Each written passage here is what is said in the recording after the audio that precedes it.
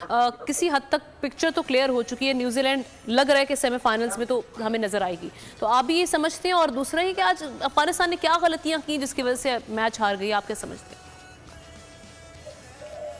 सबसे पहले तो आप सब लोगों को बहुत बहुत सलाम। अब ना अगर देखा जाए पहली इनिंग्स को तो मेरे ख्याल में न्यूजीलैंड ने बहुत आसानी से रन्स नहीं बनाए अफगानिस्तान के अगेंस्ट। अफगानिस्तान ने काफ़ी टफ टाइम दिया through hmm. Out the innings. And में जाके फिलिप्स वगैरह ने रन्स बनाए, लेकिन मसला सारा ये था कि अफगानिस्तान की फील्डिंग इस तरह से थी जिस तरह शायद किसी क्लब लेवल पे भी अगर कोई बच्चा नया-नया जब क्लब स्टार्ट करता है तो शायद इतनी बुरी फील्डिंग उसकी भी ना हो।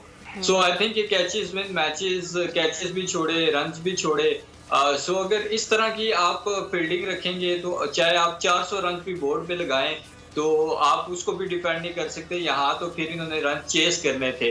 सो आई थिंक कि बहुत मौके मिले न्यूजीलैंड के बैट्समैन को, और न्यूजीलैंड आज उस तरह से नहीं नजर आई अफगानिस्तान के अगेंस्ट जिस तरह प्रीवियस मैचेस न्यूजीलैंड ने खेले हैं। लेकिन उसके बावजूद जो अपॉर्चुनिटीज मिली न्यूजीलैंड को, उनको न्यूजीलैंड ने अवेल किया, और अवेल करते हुए आई थिंक एक डिसेंट टोटल था, इतना बुरा टोटल नहीं था। हम्म। और उसके बाद जब अफगानिस्तान की बैटिंग आई तो मेरे ख्याल में जिस तरह से अफगानिस्तान की बैटिंग का जो स्टार्ट होता है वो गुरबाज के इर्द गिर्द काफी ज्यादा जो है वो घूमता है। सो आई थिंक कि आज गुरबाज भी रन्स नहीं कर सके बड़े, और हमने देखा कि उनके बाकी बैट्समैन भी स्ट्रगल करते रहे हैं।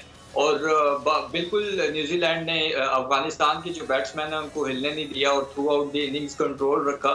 सो आई थिंक न्यूजीलैंड, बिल्कुल आपने ठीक कहा है कि न्यूजीलैंड के हवाले से क्लैरिटी आती जा रही है कि न्यूजीलैंड जो है वो टॉप 4 में लाजमी शामिल होगी।